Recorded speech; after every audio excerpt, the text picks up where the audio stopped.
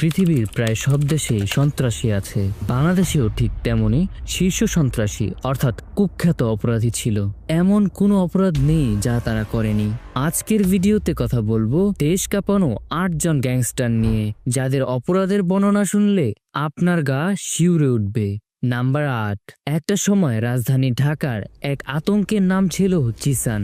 তার নাম শুনলে গুলশান, বনানী, পল্টন, মগবাজার ও মালিবাগের মানুষরা ভয়ে কাঁপত। তিনি দাপিয়ে বেড়াতেন এইসব এলাকা।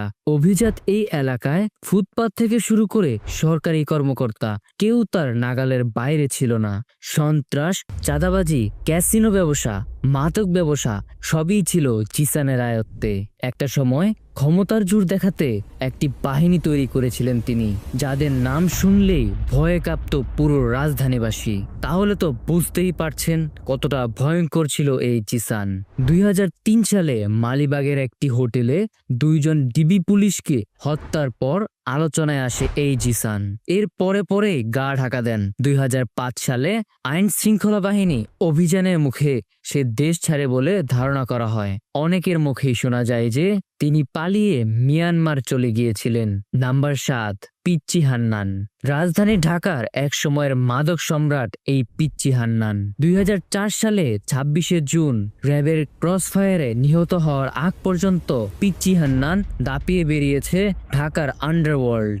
মাত্র ক্লাস 6 পর্যন্ত পড়া এই গ্যাংস্টার প্রথম দিকে ছোট মোটো চুরি ও ছিনতাই করলেও পরবর্তীতে ছোট একটি দল গঠন করে। এই দলের সাহায্যে তিনি ডাকাতি ও অপহরণের মতো ভয়ঙ্কর অপরাধের সাথে যুক্ত হন। এরপর মাদক ব্যবসা, তারপর কেবল অন্ধকার সাম্রাজ্যের বিস্তার। তবে কথাই বলে পাপ বাপকেও ছাড়ে না, ঠিক তেমনি ভাবে র্যাবের সাথে এক বন্দুক যুদ্ধে পরিসমাপ্তি ঘটে এই কুখ্যাত সন্ত্রাসী পিচ্চি হান্নানের। বলা হয়ে থাকে এই পিচ্চি হান্নানের মাধ্যমেই বাংলাদেশে আধুনিক ক্যাসিনো ব্যবসা শুরু হয়। নাম্বার 6। সুব্রত বাইন।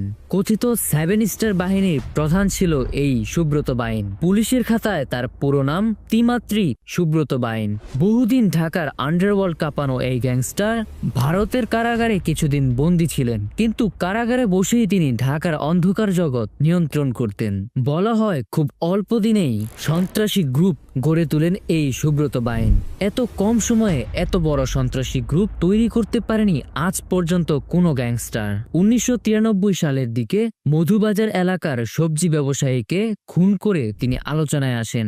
এর কিছুদিন পরে আবার মগবাজারে বিলাস সেন্টার নির্মাণের সময় চাঁদাবাজি নিয়ে গোলাগুলি হয়। তারপরেই মূলধারার গণমাধ্যমে তিনি শিরোনাম হন।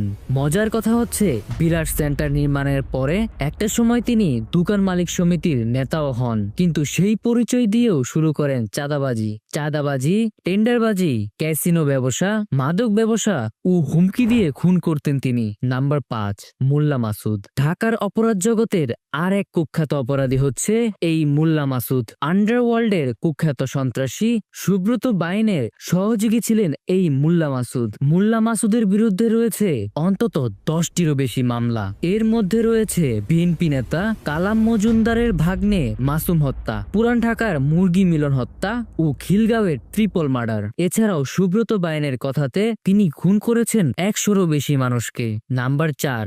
লিয়াকত হোসেন। দেশব্যাপী এক আতঙ্কের নাম ছিল এই শীর্ষ সন্ত্রাসী লিয়াকত হোসেন। 2000 সালের দিকে পুরো ঢাকাকে নিয়ন্ত্রণ করত মাত্র 2টি বাহিনী, যার একটি হচ্ছে 7 স্টার বাহিনী যা সুব্রত বাইনের, অপরটি 5 স্টার বাহিনী যেটির প্রধান ছিলেন লিয়াকত হোসেন। তার কাছে খুন খারাপি, চাঁদাবাজি নিত্যদিনের কাজ। দেশের এমন কোনো অপরাধ নেই যা তিনি করেননি। তার আরেকটি পরিচয় হচ্ছে তিনি ছিলেন আওয়ামী লীগ যুবলীগের কেন্দ্রীয় নেতা।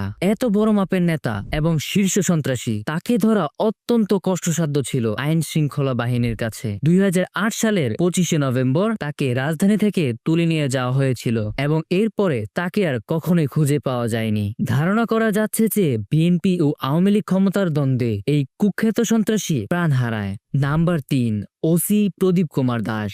চিনতে পেরেছেন এই ওসি প্রদীপ কুমার দাসকে? তিনিই হচ্ছেন মেজর সিনহা হত্যাকাণ্ডের প্রধান আসামি এবং মেজর সিনহা হত্যাকাণ্ডের পরেই তিনি মিডিয়ার আলোচনায় আসেন। সূত্র মতে ওসি প্রদীপ কুমার দাস টেকনাফ থানার ওসি থাকাকালীন মাদক নির্মূলের নামে 22 মাসে 144টি বন্দুকযুদ্ধের ঘটনা ঘটায়। তাতে মারা যান প্রায় 204 জন। এসব ঘটনাকে ধামাচাপা দেওয়ার জন্য কখনো মাদক, কখনো অস্ত্র উদ্ধার তকমা দিয়ে মামলা খারিজ করা হয়। এমন একটি সাজানো বন্দুকযুদ্ধের ঘটনা ঘটে 2019 সালের 31 জুলাইয়ে কক্সবাজার টেকনাফ মেরিন ড্রাইভ সড়কে। পুলিশের গুলিতে নিহত হন সেনাবাহিনীর অবসরপ্রাপ্ত মেজর সিনহা মোহাম্মদ রাশেদ খান। এরপর বিষয়টি মিডিয়ার আলোচনায় আসে। ওসি প্রদীপের গ্রেফতারের দাবিতে চলে মানববন্ধন। এরই প্রেক্ষিতে তাকে গ্রেফতার করা হয় এবং তথ্যসূত্র মতে তাকে ফাঁসির রায় দিয়েছে আদালত। নাম্বার 2, বাংলা ভাই। বাংলাদেশের আরেক কুখ্যাত সন্ত্রাসী হচ্ছে বাংলা ভাই। তার আসল নাম হচ্ছে সিদ্দিকুর ইসলাম, তবে তিনি পরিচিত ছিলেন শায়েক আজিজুর রহমান নামে। তার এই পরিচিতি তাকে বাংলা ভাই হিসেবে বিখ্যাত করে তোলে। বলা হয় মাত্র 20 বছর বয়সে তিনি সন্ত্রাসী কর্মকাণ্ডের সাথে জড়িয়ে যান। 1990 সালে তিনি জিহাদে অংশ নেন এবং আফগানে গিয়ে শায়েক উসমান বিন লাদেনের সাথেও তিনি সরাসরি যোগাযোগ করেন, কিন্তু পরবর্তীতে নিরাপত্তার স্বার্থে তিনি বাংলাদেশে ফিরে আসেন। 2005 সালের আগস্ট মাসে আনুমানিক 1 ঘন্টার মধ্যে মাত্র একটি জেলা ছাড়া বাংলাদেশের প্রায় প্রত্যেকটি জেলায় বোমা বিস্ফোরণ হয়েছিল, যেখানে মোট বোমার সংখ্যা ছিল 500টি। এই বিস্ফোরণে মোট 3 জন নিহত হন এবং প্রায় 100 জনেরও বেশি আহত হন। 2005 সালের নভেম্বরের মাঝামাঝি সময়ে রাজধানী ঢাকা থেকে 120 কিলোমিটার দূর দক্ষিণে ঝালকাঠি শহরে বোমা বিস্ফোরণের ফলে 2 জন বিচারক নিহত হন এবং 19 নভেম্বর 2005 সালে আত্মঘাতী বোমা ও হামলাকারী সহ 7 জন নিহত হন এবং এটি ছিল বাংলাদেশের ইতিহাসের প্রথম আত্মঘাতী বোমা হামলা। ঝালকাঠিতেই 2 সরকারি জজ হত্যা মামলায় জেএমবি নেতা শায়েক আব্দুর রহমান ও সিদ্দিকুর রহমানকে মৃত্যুদণ্ডে দণ্ডিত করা হয় এবং 2007 সালে 30 মার্চ রাত 12:01 ফাঁসিতে ঝুলিয়ে তার মৃত্যুদণ্ড কার্যকর করা হয়। নাম্বার 1, এরশাদ শিকদার। বাংলাদেশের কুখ্যাত সন্ত্রাসী এরশাদ শিকদারকে চিনে না এমন মানুষ বাংলাদেশে পাওয়া দুষ্কর। এই এরশাদ শিকদার এতটাই ভয়ঙ্কর ক্রিমিনাল ছিলেন যে তাকে নিয়ে অনেক নাটক সিনেমাও করা হয়েছে। একটা সময় তার পছন্দের গানটিও বাংলাদেশের মানুষের জনপ্রিয়তার তুঙ্গে ছিল।